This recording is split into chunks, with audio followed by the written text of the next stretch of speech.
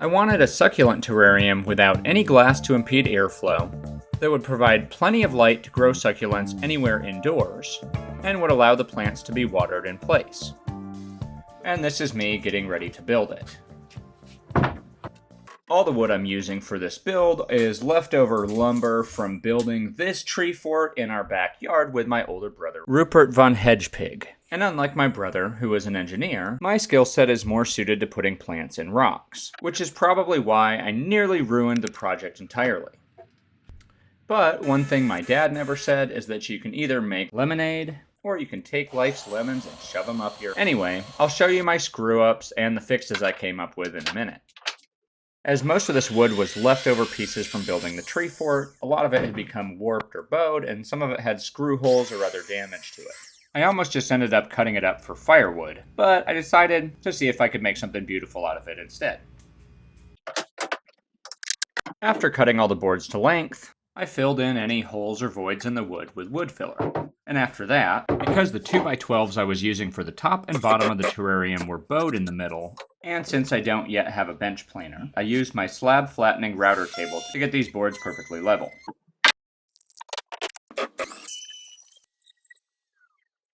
I want these lights to be as recessed as possible, so I marked off the space around them, set the guide screw to keep my line straight, and routed out an additional 1/2 inch recess. I also cut a little channel for the light cord. After a fair amount of sanding, I got the boards looking nice and pretty and was ready to assemble the box. But before we see the rest of the terrarium build, let's go hollow out some rocks. The rocks I'm going to be working with are Tuscan Swirl River boulders, also known as Stripey McStripey rock. And before hollowing them out, I played around with a few different layouts to make sure they would fit nicely in the terrarium. Having carved out the inside of maybe 1,000 rocks, I've gotten it down to a pretty good science, and I'll link the different drill bits and other tools that I use in the description in case you're weird and want to drill holes in rocks. In spite of my nearly bottomless rock drilling knowledge, I recently rediscovered this corded drill, remembered that it has almost no torque, and immediately switched right back to my 18-volt Ryobi hammer drill. There's a couple different bits I like to use primarily. After drilling overlapping circles using these diamond hole saw bits, I drilled in between each one with a carbide tip masonry bit to remove the little circles. It's honestly fairly laborious, but it's also kind of mesmerizingly therapeutic, and the end result is going to be totally worth it. Plus, I get a great forearm workout. Drilling multiple openings in the rock allows me to create different levels to plant in. Plus, it's just more fun to drill more than one. Holy moly, I should be careful how I script this. I had to change batteries several times because just this one rock took several hours to complete. But we're almost to the end now, and my favorite part is using the diamond grinding balls to smooth everything out. See how it changes colors? It's the little things, isn't it? The last thing is to add drainage holes and smooth out the bottom of each opening. Ordinarily, grinding out the rest of the rocks would have taken me another 10 hours. But in order to get back to the terrarium build as quickly as possible, I used the magic of video editing to save myself hours of work, condense it into this short montage that you're hopefully enjoying, and I got the whole job done in the same amount of time that it took me to record this one single sentence. Before planting succulents in our rocks, we're going to need to finish building our terrarium. So let's head back to the garage, /woodshop, /creativity zone, /zone of chaos. Since I'll be using dowels to join the wood, I started by pre-drilling the holes for them, applied tight bond to the surfaces, and hammered the dowels into place. After joining the end boards, I waited for the glue to dry before moving on to the sides, then repeated the same process. After gluing up the box that will form the base of the terrarium, it was a simple rinse and repeat for the top. And now that the wood is joined, I just need to sand the dowel pins flat, trim off the overlapping ends of the boards to square up the boxes, and then to eliminate the unevenness and overhang in these boards, I needed to level everything one more time on the router gantry table. And while I now know that I could have eliminated this extra step by running the boards through a jointer to square and level them prior to joining, One thing I hope I can show is that you don't have to already be an expert to start learning a new skill. Sometimes the best way to get to where you want to go is just to start moving. You might make some mistakes on the journey, but you can always course correct along the way. This bit is called a Roman ogee, not to be confused with the infamous Roman orgy. Don't say that out loud. Anyway, it creates a nice contoured edge. After using the ogee to shape the outside corners, I changed to a roundover bit for the inside edges. Rounding the edges will soften the light that they reflect more evenly, and add a little elegance to the overall aesthetic. The next step is to sand everything smooth and apply a finish. And while I'm doing that, I want to take a second to express a little gratitude. As a pretty new content creator with a relatively small following, I want to take a second to say that no matter how far this journey takes me, I'll always be super thankful to each person who chose to be a part of it from the beginning. And if you aren't a subscriber yet, or you don't follow me already, I hope you'll consider doing so before the end of the video. What I'm doing here is using this hole saw bit to cut 2 circles in the same diameter as the pipe flanges that will hold the pipes that support the top of the terrarium. These wood circles will raise the metal pipe flanges up off the floor of the terrarium base, and since I will be running the electrical cord for the lights through one of the pipes, I need to make a pathway for it to exit the terrarium through one of these little wooden feet. I also marked off and pre-drilled the holes for the screws I'll be using. I drilled 2 sets of holes, one set to attach the wooden feet to the base of the terrarium, and one set for the metal flanges. And then sanded them smooth. I stained the wooden feet with the same stain that I used for the rest of the terrarium before realizing that I'd forgotten to counterbore them. One thing I'll be sure to do better on the next build. Additionally, I decided to change my design slightly and have the electrical cord run out the side of the base of the terrarium, which necessitated drilling this hole, resanding the outside, and resanding the inside. And yes, I will end up restaining it. Because I'll be waterproofing the base of the terrarium with poured epoxy resin later, I used some quick-set epoxy to create a seal under the wood circles and lock them into place. This will prevent bubbles from escaping into the poured resin later on. And then I mixed up some epoxy putty to seal off these edges. After that, I restained the end and applied several coats of polyurethane, lightly sanding with 220 grit sandpaper in between coats to make sure proper adhesion occurs, as per the instructions on the bottle. Then, I carefully measured where to install the mounting hardware to hang the lights. And believe me, the measuring was perfect. So precise. Some would say meticulous. I don't mean to brag, but everyone agrees. The measuring was so incredible you wouldn't even believe it. And this is the moment where I realized that because I measured the depth of the board improperly, the screws I was using were 1/16 of an inch too long and were sticking through the other side. So precise, you wouldn't even believe it. I ended up replacing the screws with shorter screws, installed the lights, and filled the holes with wood filler. But this is the top of the terrarium, and as much as I wanted to hide my mistake, I knew that even after sanding and refinishing, any level of close inspection would reveal it. So I went the opposite direction. Instead of trying to hide it, I decided to make it look intentional. So I made sure I got the depth and spacing correct, and believe me, the measuring was perfect, and used a Forstner bit to drill shallow holes and glue these wood plugs into them. Once the glue dried, I sanded them flat, sanded the top smooth, restained, and refinished. Mistakes are inevitable, but maybe one of the keys to it all is figuring out how to incorporate the damage into the design. And that might apply to more than just woodworking. After assembling the industrial metal pipe legs, I spray painted them with Rust-Oleum hammered black, then mixed up some epoxy resin to use to waterproof the inside of the terrarium base. After taping it off, I painted a thin layer of resin over the entire surface. This makes sure that any tiny cracks or voids get sealed up before pouring a thicker layer that might potentially leak through them before hardening. Once the base coat was dry, I lightly sanded it with 220 grit sandpaper and cleaned off the resulting dust before pouring a thick layer of resin. Sealing the inside of the terrarium like this will make it fully waterproof. so the plants can be watered in place without damaging the wood. After pouring, I popped the bubbles with a heat gun and covered it up to dry. The grow lights I'm using are conveniently designed to daisy chain together. However, the cords are roughly 1.5 miles longer than I need them to be.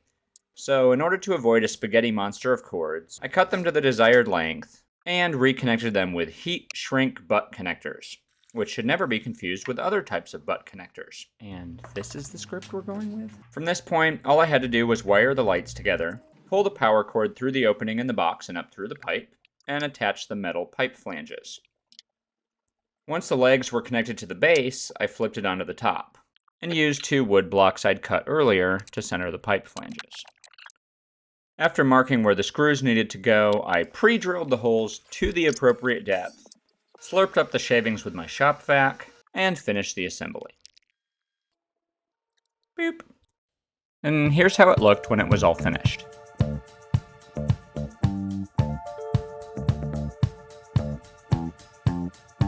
Now it's time for the best part, putting plants in rocks.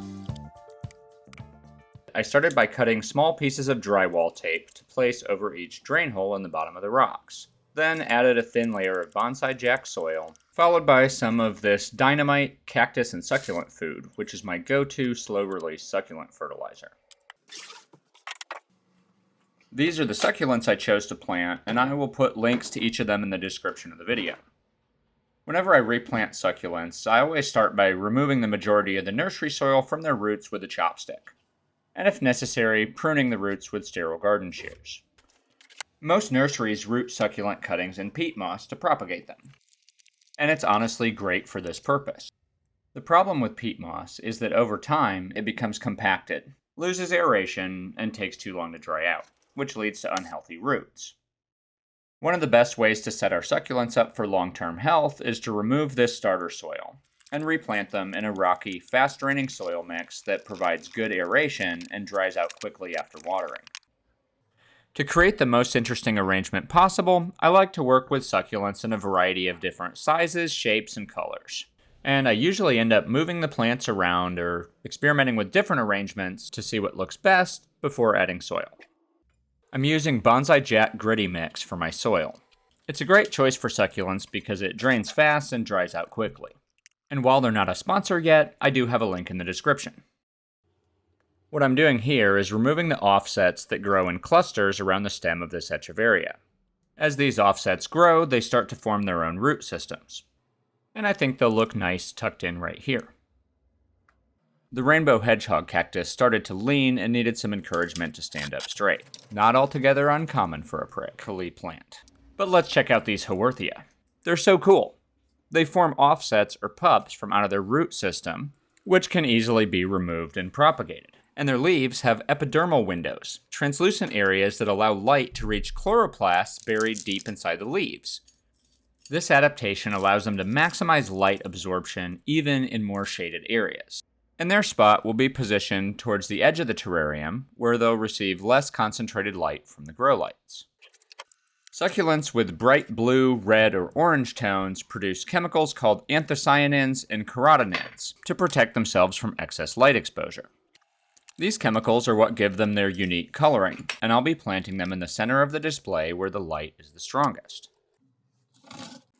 In this rock, I'm planting some monstrous thimble cacti, a blue echeveria minima, and a few jelly bean sedums. To fill in this gap, I'm placing a thin layer of topsoil over top of the gritty mix, taking a cutting of Graptosedum California Sunset, dipping it in rooting hormone, and sticking it in place. And I had room for another sedum jelly bean. I love how the patterns in this rock ended up framing each opening almost perfectly. I chose a rainbow hedgehog cactus and an Echeveria pulidonis for the top opening, and a Graptosedum California Sunset, some Sedum rubrotinctum, baby's necklace crassula, and a beautiful blue Pacuveria glauca for the front. Because succulents can thrive in sparse soil, I like to pack them in as closely together as possible. For shallow openings, I add a little bit of regular potting soil along with the gritty mix, and use a chopstick to settle the soil into place. One of my favorite things about planting in hollowed out rocks is that every rock is unique, creating a nearly endless number of possible planting combinations. Creating repetitions of the same plants in slightly different combinations across the landscape helps provide some uniformity to the whole piece and just ties everything together. Oh, and by the way, if you'd like to know the specific name of any of the plants in this video or where to get them, at the end of the video when we view the finished piece, I'll add a text overlay with the name of each plant next to it. And I'll also have a list in the description with links to each plant as well as to some of the other products that I use and recommend. During replanting, it's difficult to keep grit and dirt from getting everywhere. And I don't want to damage the plants with my stupid clumsy fingers, so I use a soft bristle paintbrush to clean up the hard to reach areas around the plants, and tweezers to remove any little pebbles or bits of pine bark that get stuck to them. For the next rock, I chose this fairy washboard Haworthia and another windowed Haworthia mirabilis mundula to roughly mirror the aloe and Haworthia planted on the opposite side of the landscape. I wanted them to act as bookends to create sort of a sandwich of brightly hued succulents in between the darker green, more pointed shapes of the aloe and Haworthia plants. Because darker green succulents contain more chlorophyll, they're better adapted to areas with less intense light than the red, blue, and orange succulents, and the outside edges of the terrarium will receive less concentrated light than the center. Because this rock is quite shallow, I'm using 50-50 loose potting soil and Jack's Gritty mix, with a few little pellets of succulent food for good measure. I took one cutting each from Echeveria allegra and Graptosedum California Sunset instead of using rooted plants. The cuttings will form their own new roots and be ready to be watered within a few weeks. Like many other Mammillaria species, these thimble cacti grow offsets, which can be gently twisted off, that's what she said, and propagated by sticking the end in dry soil. And that's exactly what I did. And now that I'm done planting the rocks, it's time to get them set up in the terrarium. I put down a layer of river pebbles to act as a moisture barrier, since the bottom of the tray will collect water that drains through each rock when the plants are watered.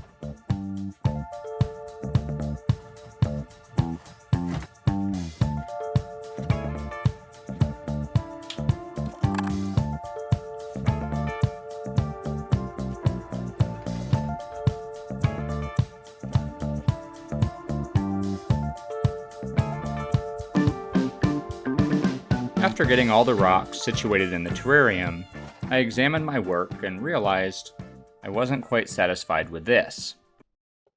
I needed one more rock to tie it all together. And I found the perfect one.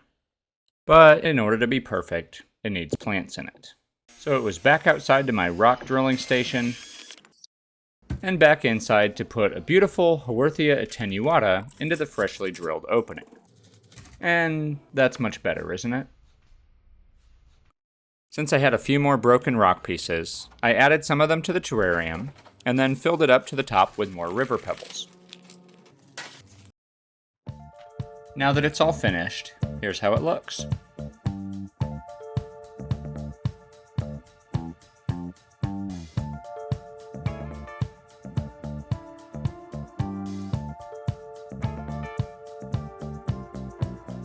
If you dig it, or if you hate it, leave me a comment to let me know your favorite or most hated part of the build or of the video. In just a moment, I'll show close-ups of each of the plants and add a text overlay with each of their names, as well as a list in the description with links for each of the plants in this video. But first, here's a friendly reminder to subscribe. Unless subscribing will fill you with rage, of course.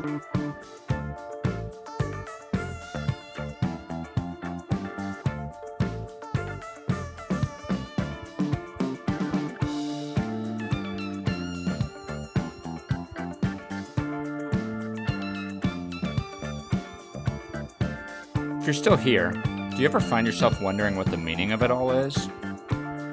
Because I sure do. And if you're looking for the answer to that question, I don't have it. But I do have a couple thoughts on the matter. I mean, as far as I know, the universe is pretty big. And anything we do in it seems pretty inconsequential considering.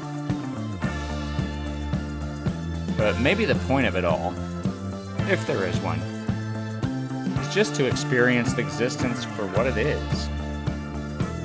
I mean, all of life on Earth, us included, is a reaction of sunlight striking a wet rock in space. And for whatever reason, we're conscious of it. And that's actually pretty dang cool. And me putting plants in rocks, or you doing the things that you like to do, probably won't save the world. But maybe saving the world isn't the point. Maybe the point is just to experience it for what it is. To soak up as much of it as we can. And be thankful that we get to be a part of it. Each of us in our own unique way, experiencing a momentary glimpse at a small portion of a potentially infinite tapestry. And considering we aren't guaranteed tomorrow, for what it's worth, I'm happy to share this glance into my corner of existence with you today.